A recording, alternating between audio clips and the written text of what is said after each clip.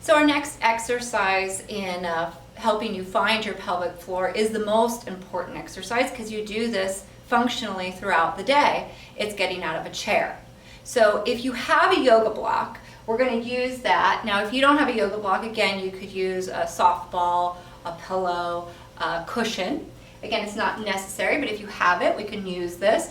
We're going to put something between our inner thighs. Make sure the block is a little bit forward because it will impede you when you sit down. You're going to place your fingertips in your hip crease. Remember, you're keeping a slight bend in your knees, neutral pelvis, long spine.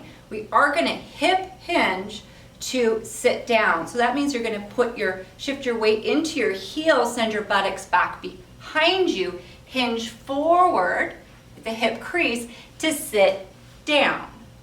Now you're going to engage your inner thighs, so squeeze that block, draw the sit bones together, press down in your feet, exhale to come up to a standing position.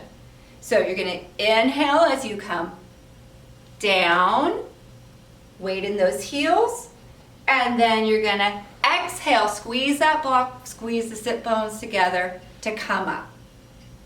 And we're just going to continue with this until you really feel those quads working, getting the inner thighs working, the glutes working. Now if this is too much with the yoga block, feel free to widen your foot stance and shifting your weight back into your heels and coming back down. I'm on a reformer, so that's much lower than a chair. And try to keep your sit bones coming down on the edge of whatever you're sitting on. Then we're going to have Chris come in and show us how to expand or evolve this exercise. So what I want to show is when Christina comes to stand, she's describing that her pelvic floor is going to lift. So come up, her pelvic floor is lifting up, her sit bones are coming together. So it's like our lifting of our pelvic floor, and then when she sits down, her sit bones actually separate, and her weight is in her heels, and it softens, and then we come up. If we were to tuck under, and let's show a tuck under, look at how hard it is to sit down with that I don't tuck, think I she can. can't. Believe it or not, that puts stress on the knees, and so we're going to hinge and exhale and feel your pelvic floor lift, and then inhale and sit, and the sit bones separate. Let's come halfway up, and we're going to enhance this a little bit by doing a nice squeeze of the block.